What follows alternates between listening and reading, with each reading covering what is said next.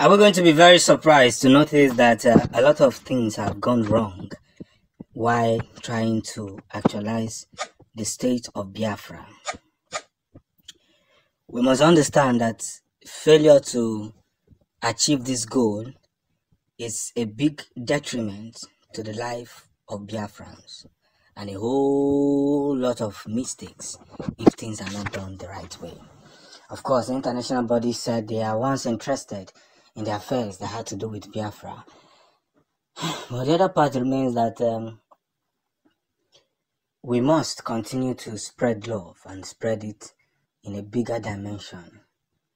No call for exemption, no stories or lies, no homogeneous worship or whatever lies they want to tell about the people of Biafra. It is either victory or we abolish them. We are moving with maximum speed, and of course our speed remains a point of aggressive viewpoint. And we have seen the hate that Biafrans have been able to perceive, relax and persevere for long, not knowing where to put their hands in. But the time is now, because at the end of the day, it is those who stand for the truth that matters a lot.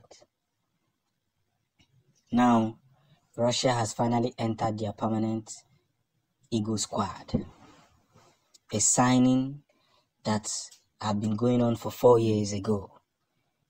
And with the help of those who are at the top, today being June 25th, a lot of revelation must be made. We are fighting to get a proper freedom, the freedom of our people, the freedom of our nation. Will Biafra be free from this nemesis, this hatred, these lies that has covered the 4 worlds of the Biafran Republic? And that's where the story lies. We must be able to communicate this full-loaded message to the final order.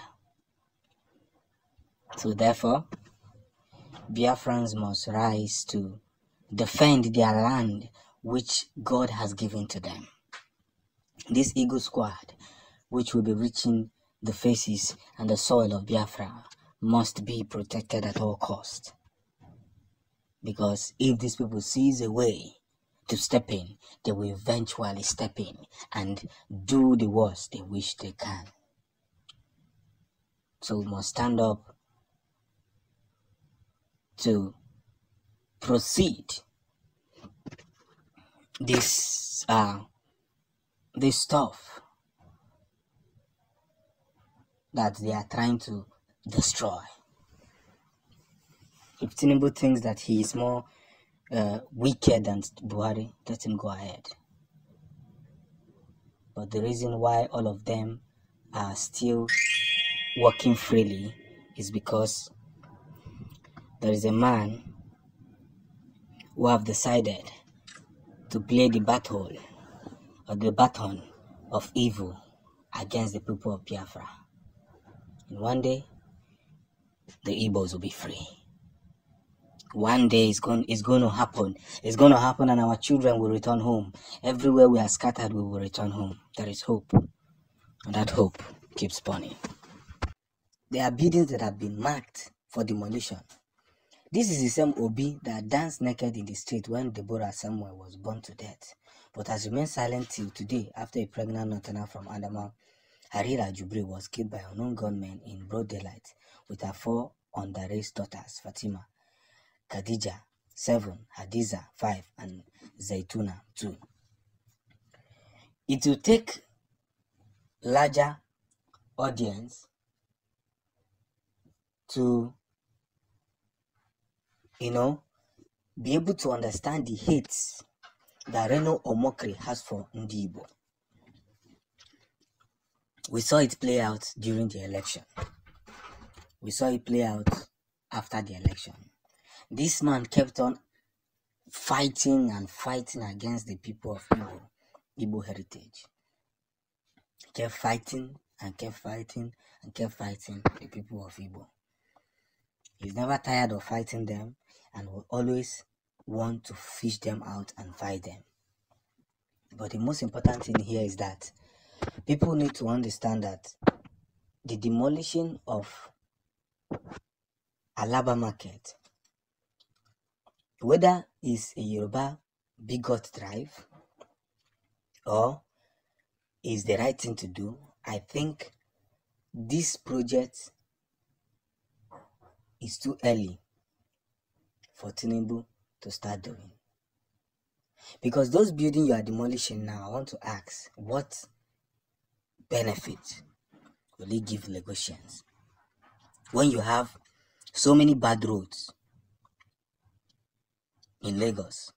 So many bad roads in Lagos, unattended to. It is where the Igbo people are now trading that you are more concerned on, you are more focused on. This is where the whole situation comes in. You are more concerned that the Alaba market, which the Igbo people have been, enjoying, and they know the Alaba market is an international market. You're now interested in demolishing it. Now, you said that Anambra State as well is being demolished. Fine and good. Anambra business centers are being demolished. Anywhere, I stand for the truth, anywhere that you know that this is a government land and you intentionally buy it, you should face in the consequences. If where Sanwo-Olu is demolishing is marked as government properties or government land, or whatever the case may be, or is covering a swamp area or where water needs to pass, then he's right in demolishing it. But if actually he's demolishing it because of Igbophobia, then each and every one of them should face the tune. But Reno Mokri coming out to always condemn those who are interested in the affairs of Igbo. If an Igbo man speaks out, you tell the Igbo man to shut up. Reno Mokri is the last person that should comment on anything that has to do with Nigeria. Because he's in safe haven in London, where he's enjoying with his family. If he wants to talk about Nigeria, these are corrupt people who will never rest their mouths. But there is a timing for everything. There is actually timing for everything. And everybody who has been involved will eventually go in for it. So I'm telling each and every one of them to keep up. Because the demolition was the wrong timing. It was a wrong timing. Kachifo.